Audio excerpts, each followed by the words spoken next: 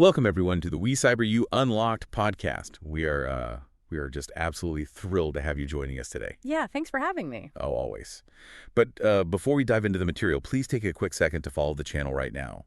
And make sure you visit WeCyberYou.com for more deep dives, resources, and discussions just like this one. Right, there is a ton of great stuff on there. There really is. So today's mission is unpacking a single, incredibly critical source document. It's titled, Safeguarding Financial Privacy, a Guide to GLBA Compliance. A bit of a mouthful, but super important. Yeah, exactly. I mean, look, if you work in security or compliance or, finance, you already know that navigating data privacy regulations can feel like, well, like walking through a minefield blindfolded. Oh, absolutely, it's rough. Right. But the foundation of all of it, the reason your inbox and your physical mailbox get flooded with those dense, mandatory privacy policy updates from your bank every single year, that actually traces back to a 1999 United States federal law. The Gramm Leach Bliley Act. The Gramm Leach Bliley Act, yeah, or GLBA for short. Okay, let's unpack this. Could you break down the core operational mandate of GLBA and, I guess, why a regulatory framework from all the way back in 1999 remains the absolute bedrock of modern financial privacy? Yeah, so the core mandate of GLBA is actually twofold. First, it forces financial institutions to proactively safeguard sensitive customer data. It really shifts data security from just being a recognized best practice, a nice to have, into a strict federal requirement. Right, it's mandatory. Exactly. But the second part is where it fundamentally altered the landscape. It demands absolute transparency. Transparency, okay. Yeah, institutions are legally required to inform customers, people like you listening to this, exactly how personal information is being collected, the specific ways it's being used, and, crucially, with whom it is being shared behind the scenes. So no more operating in the shadows. Yep, right. It was designed to completely eliminate that black box nature of consumer finance, where your data could just be monetized or traded across corporate affiliates without your knowledge or your consent, for that matter. And that transparency is just crucial because the source document doesn't just broadly gesture at, personal data in vague terms. It lists the exact types of information GLBA protects. And it's an extensive list. It is, and it's a highly volatile combination. We're talking about bank account numbers, credit history, social security numbers, income information, and your loan and mortgage details. It's everything. Right. When you look at that list, it isn't just metadata.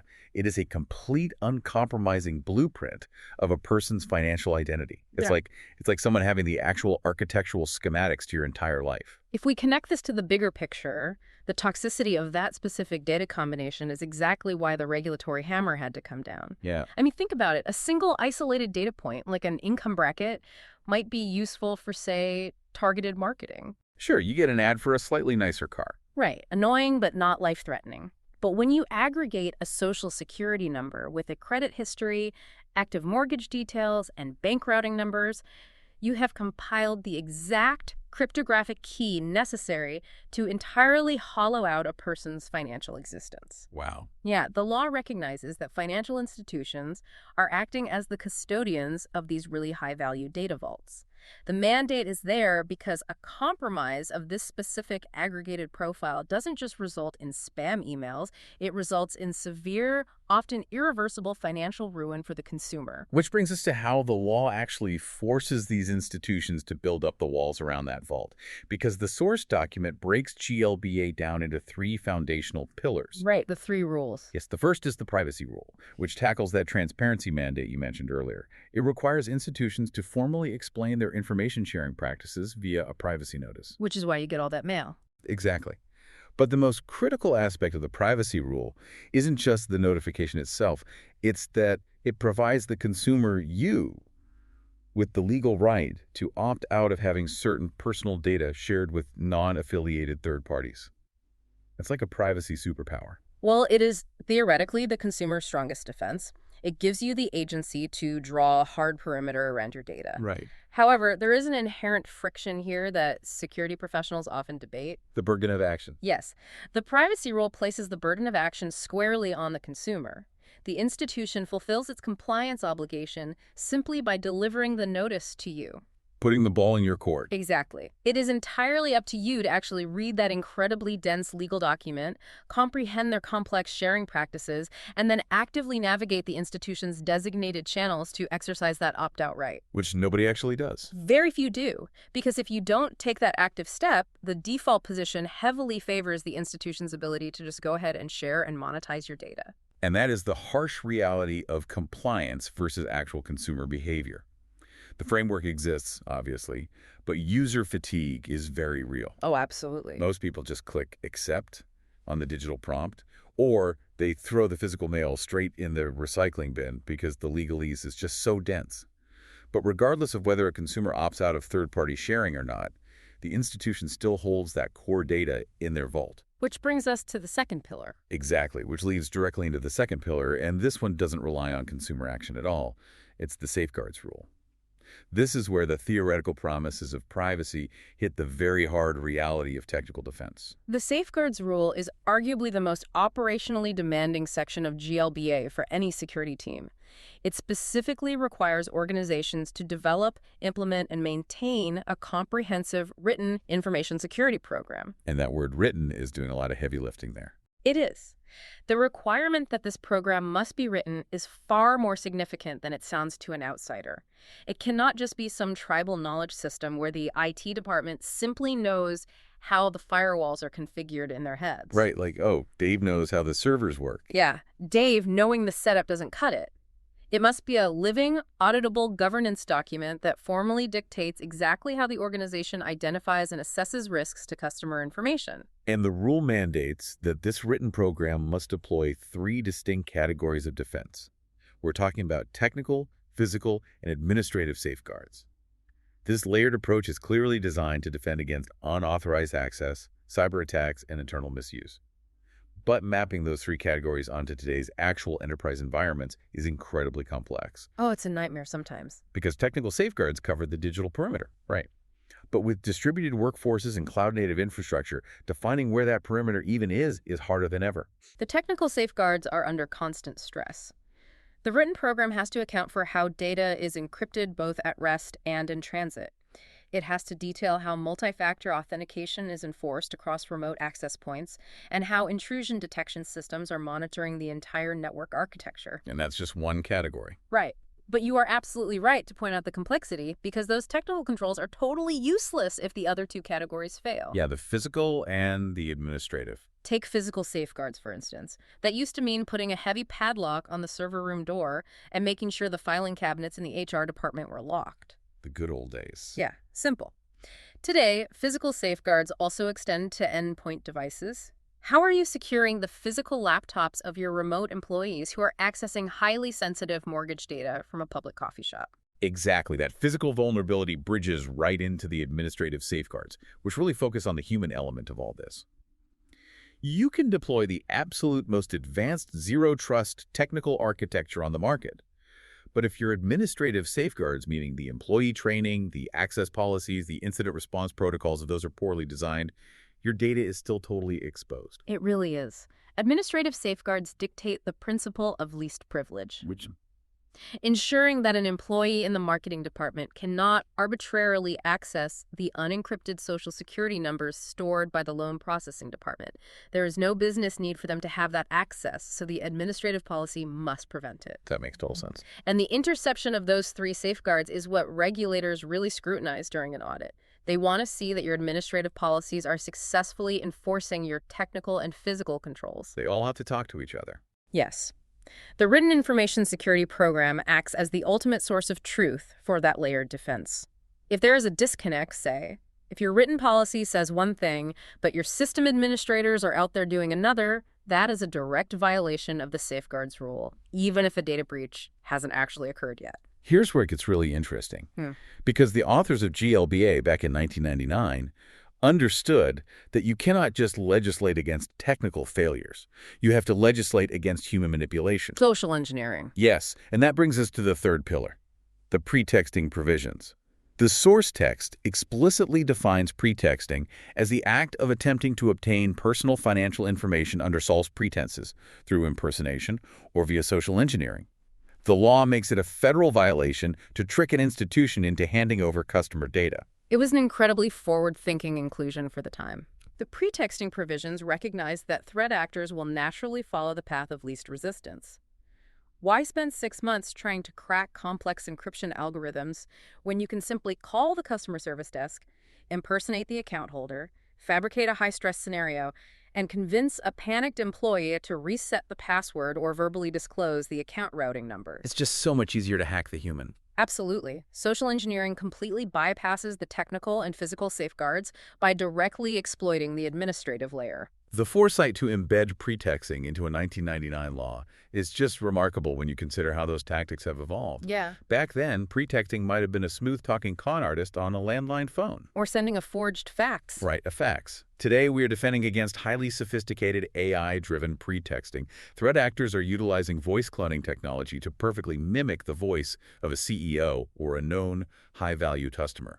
They're launching targeted phishing campaigns that leverage deep open-source intelligence to make the false pretenses completely indistinguishable from reality. The underlying mechanism is the same. Exactly. The mechanism exploiting human trust and urgency is identical, but the execution is operating at a scale and a speed that is incredibly difficult to train regular employees against. Which is exactly why the administrative safeguards have to constantly evolve to meet the pretexting provisions. Organizations are forced to implement strict, multi-step verification protocols that remove subjective human judgment from the equation as much as possible. The human out of the loop. Yes. It is a continuous loop of adaptation. Threat actors develop new social engineering tactics, and organizations must update their written information security programs to counter them. It ensures compliance with GLBA's mandate to protect against both digital and human-centric attacks. So this robust framework of privacy, safeguards, and pretexting rules clearly creates a formidable defensive posture. But a framework is basically useless if it only applies to a tiny fraction of the industry. When regular people hear financial institution, the immediate image in their head is a traditional, heavily regulated brick-and-mortar bank. Sure, marble columns and vaults. Exactly. But the source text makes it extremely clear that the scope of this law extends far beyond traditional banking. Who is actually bound by these mandates? What's fascinating here is the sheer breadth of the regulatory umbrella. GLBA does not just apply to traditional banks and credit unions. It casts a very wide net over any business that is significantly engaged in providing financial products or services to consumers. Okay, give us some examples. Well, the source document explicitly lists insurance companies, mortgage lenders, investment advisors, and payday lenders. But crucially, it also extends to many modern fintech companies. Oh, the apps on our phones. Exactly. If an organization is facilitating peer-to-peer payments, offering digital budgeting tools that aggregate bank data, or acting as an alternative lending platform, they are very likely required to comply with GLBA. That massive scope is just essential because the modern consumer's financial footprint is highly fragmented today. You might have your primary checking account at a traditional bank, but your mortgage is handled by an independent lender, your investments are managed by a totally separate advisory firm, and you probably use a handful of different fintech apps to track your daily spending. Most people do. Right. And every single one of those entities holds a critical piece of your financial identity. If the law only applied to the traditional bank, your data would be dangerously exposed everywhere else. By forcing mortgage lenders, payday lenders, and fintechs to adhere to the exact same privacy and safeguards rules, the law basically ensures consistent protection regardless of the business model. Consistent protection, yes, but also consistent friction, particularly for the fintech sector. How so? Well, many agile cloud-first startups initially underestimate the heavy governance burden of GLBA. Building a disruptive app is one thing. Retrofitting a disruptive app to comply with a rigorous, heavily audited written information security program is an entirely different operational challenge. They just want to move fast and break things. Exactly. But you can't break financial privacy laws. The law makes no exceptions for innovation. If you hold the data, you hold the liability, and that liability is enforced by a network of U.S. regulators. The enforcement mechanism is critical because mandates really require oversight to be effective. The text points out that while several U.S. regulators handle different sectors of the financial industry, the Federal Trade Commission, or FTC, plays an outsized role here. They are the big players for non-banks. Yes, the FTC is specifically highlighted because they oversee compliance for the vast majority of those non-bank financial institutions we just discussed. They are the ones actually auditing the mortgage brokers, the payday lenders, and the fintech startups to ensure those privacy notices are going out and the technical safeguards are actually functioning. And the FTC does not hesitate to wield its authority in this space. When we examine the consequences of violating GLBA, the text outlines severe penalties. We're talking big numbers. We are talking about substantial financial fines that can easily cripple a smaller institution. Furthermore, the FTC can enact severe regulatory actions. Like what? Like imposing multi-year consent decrees. These decrees subject the organization to external, independent security audits at their own expense for years. These regulatory actions essentially strip the organization of its autonomy until they can definitively prove their internal governance is up to standard. And beyond the direct fines and the consent decrees, there is the massive, unquantifiable cost of reputational damage. In the financial sector, trust isn't just a marketing buzzword, it is the fundamental currency of the business. Without trust, you have nothing. Right. If a mortgage lender or an investment firm suffers a catastrophic breach simply because they failed to implement basic administrative safeguards against a pretexting attack, the resulting loss of consumer confidence can be totally fatal. The market is entirely unforgiving when an institution proves it cannot be trusted with an individual's financial blueprint. The reputational damage often outlasts the financial penalties by years. It creates a permanent scar on the organization's public record. Once an institution is branded as a negligent custodian of sensitive data, acquiring new customers becomes incredibly expensive, and retaining existing ones becomes nearly impossible. The consequences outlined in the text really reflect the reality that non-compliance is an existential threat to the business itself. So what does this all mean? When you synthesize the strict data mandates, the consumer opt-out powers, the rigorous written security programs, and the heavy enforcement mechanisms, the takeaway is crystal clear. GLBA is the foundational bedrock of U.S. financial privacy. It is the architectural framework that legally binds any institution handling your money to rigorously defend your sensitive data from cyber attacks and social engineering. Yes. And equally important, it forces them to operate with transparency, giving you actual visibility into the flow of your own financial footprint. It is a phenomenal piece of legislation in terms of its enduring relevance, but I want to leave you with a final thought to mull over based on the origins of this text. The source document anchors GLBA in 1999. 1999. Consider the technological reality of 1999. The internet was accessed via dial-up. The concept of a modern smartphone was basically science fiction, and cloud computing infrastructure simply did not exist. Not even a concept for most people. Right. I challenge you to reflect on how drastically the operational definitions of cyber attacks and technical safeguards have mutated since those dial-up days. The ongoing high-stakes challenge that modern organizations face isn't just following the law. It is the monumental task of translating a foundational late 90s regulatory framework onto a hyper-interconnected, AI-driven, cloud-native landscape. Security teams are constantly racing to apply those original principles to threat vectors that the authors of the bill could never have possibly imagined. It is a staggering operational challenge. Trying to map the intent of a 1999 mandate onto a world of decentralized finance and automated machine-speed cyber threats requires constant vigilance and adaptation. It really highlights the incredible pressure on the professionals tasked with maintaining those safeguards every single day. They have their work cut out for them, that's for sure. They really do. Well, that brings us to the end of our analysis for today. I want to thank you for taking this deep dive with us and exploring the hidden architecture of financial privacy. As a final reminder, you have been listening to the WeCyberYou Unlocked podcast. Please make sure to hit follow on the channel so you never miss an update. And check out the website. Yes, head over to WeCyberYou.com for more insights, resources, and deep dives into the critical topics shaping our digital world. Thank you for joining the conversation, and we will see you next time.